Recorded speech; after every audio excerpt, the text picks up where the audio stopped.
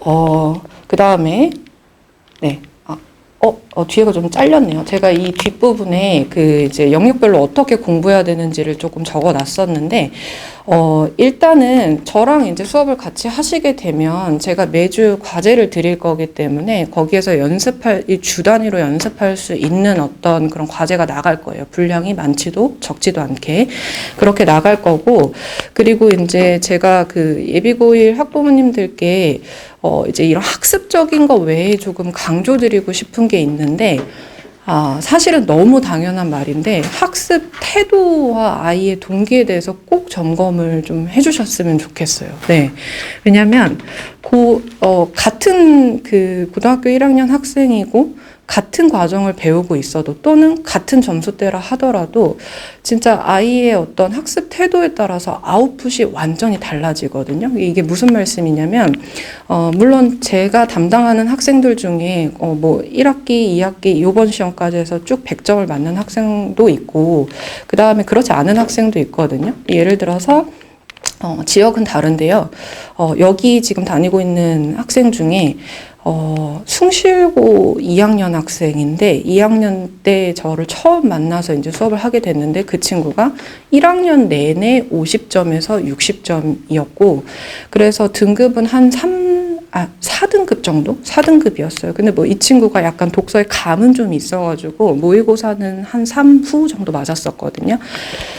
근데 이제 이 친구가 제가 처음 만났을 때 점수가 왜 이렇게 나왔니? 이렇게 물어봤거든요. 네. 왜냐면은 이제 알고 있어야 되니까 어떻게 공부했니? 왜 이 점수가 나온 것 같니? 이렇게 했을 때 그 친구는 어떻게 공부할지를 모르는 친구였거든요. 그러니까 성실하기는 해요. 선생님이 해오라는 거 다 해오는 편이고 성실한데 어떻게 해야 될지를 몰라서 어영부영 넘어간 거예요. 왜냐면 고등 국어는 굉장히 제가 아까 말씀드렸잖아요. 그 시기마다 해야 될 작업들이 딱 있고 그리고 그 범위가 엄청 많거든요. 그래서 아이들이 잘 몰라요. 특히 남학생들은 몰라요. 근데 그런 부분들에 대한 어떤 깊은 이해 없이 준비 없이 그냥 중학교 때 하던 대로 한 시험 3주, 2주 전부터 이제 그냥 외우는 작업 정도만 했던 거예요. 다시 한번 돌아보는 작업 정도만. 그렇게 공부하니까 이제 점수가 좀 잘 안 나왔었고 그래서 이제 저랑 만나면서 이제 체계적으로 이제 좀 제가 어떻게 해야 되는지 시기마다 저는 내신을 한 7, 8주 정도 대비를 하거든요.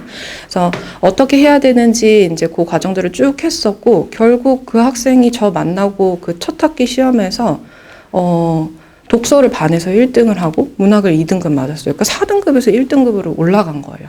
근데 이제 이거 그 학생이 따라오는 학생이었어요. 근데 똑같이 50점, 60점대인 학생이더라도, 안 따라오는 학생들이 있거든요. 못 따라온다기보다 안 따라와요. 고등 때는 안 따라오는 거거든요.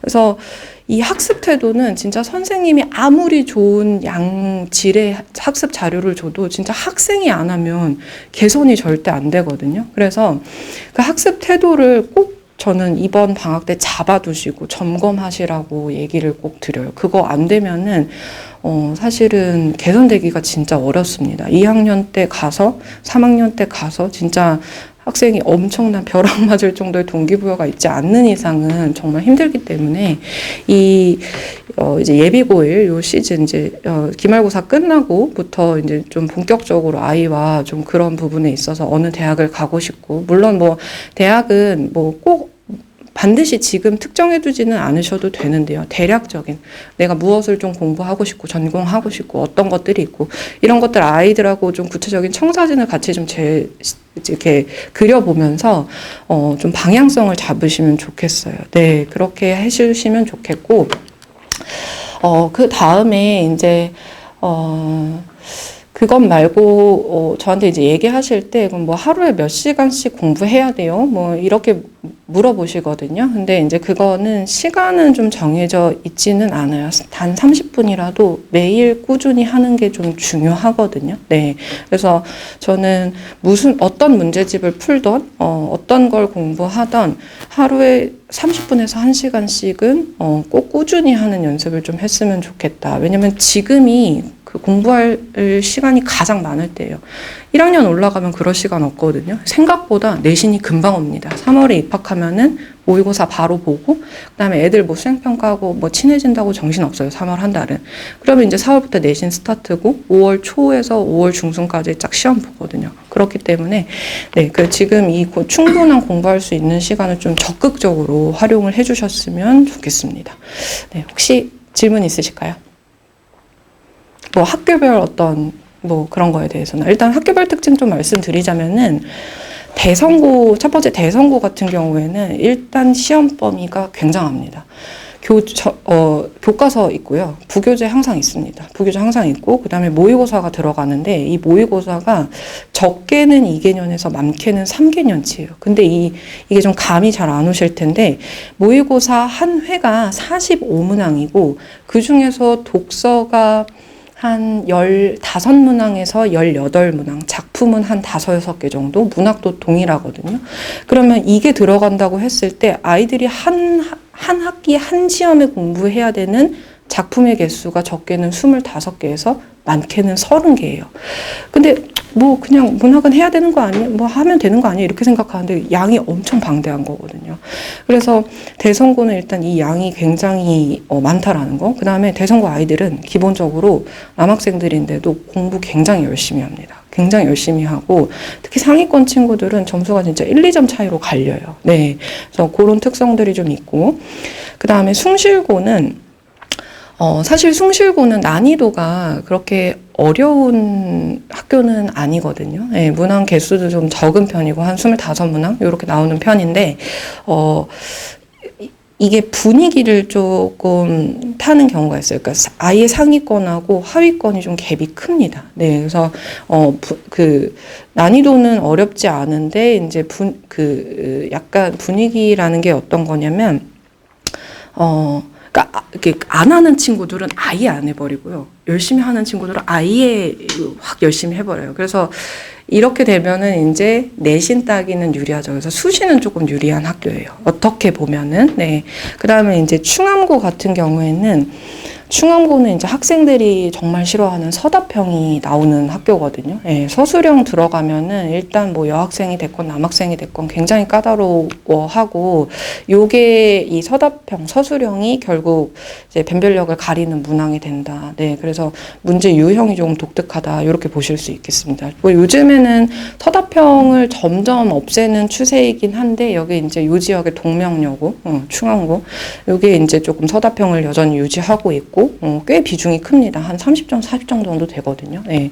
그래서 그런 부분 연습을 좀 꾸준히 하셔야겠고, 그 다음에, 제가 요걸 설명 안 드린 것 같아요. 저 이제 제 수업을 진행할 때 어떻게 이제 진행을 하냐면, 저는 매주 이제 아까 말씀드렸듯이 문법, 문학, 독서 3가지 영역을 다 공부를 할 거예요. 그걸 공부하고, 그 다음에 이제 그 다음 주에 올 때는 저는 꼭 전주에 봤던 수업들에 대해서 한 30분에서 40분 정도 복습 테스트를 진행하거든요. 네. 그래서 어느 정도 복습이 되었는지, 네, 요 성취도를 판단하고요. 그 다음에 이제 클리닉을 같이 진행해요. 근데 이제 보통 클리닉은 제가 수업 외 다른 날에, 다른 요일에 잡거든요.